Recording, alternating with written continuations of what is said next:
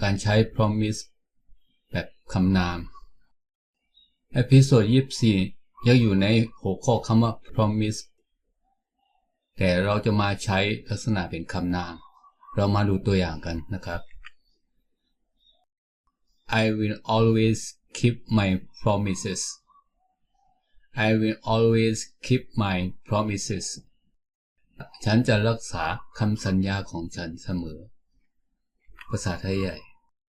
เกาเตเฮ็ดจอมความมันเกาตาสีเกาเตเฮ็ดจอมความมันเกาตาสีภาษาพม่างาရဲ့ဂတိတွေအမြဲတည်နေမယ်ငါရဲ့ဂတိတွေအမြဲတည်နေမယ် always always แปลว่าเสมอเสมอภาษาไทยใหญ่ตาเสตาเสภาษาพม่าอเมียอเมียตัวอย่างที่สอง He made a promise to his daughter He made a promise to his daughter เขาได้ให้สัญญากับลูกสาวของเขา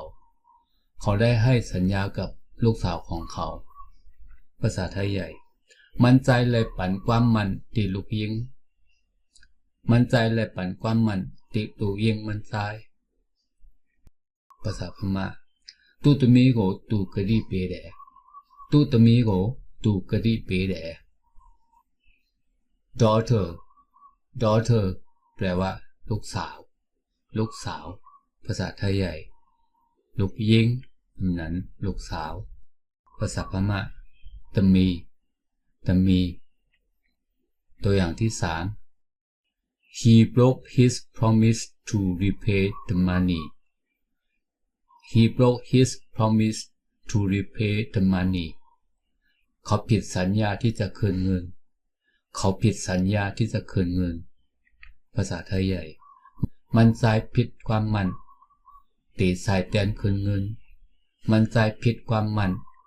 ตาตีสายเตียนคืนเงินภาษาพม่าไปสามเปลี่ยนซาโพตูกติเปียแต่ไปสามเปลี่ยนซาโพตูกติเปียแต่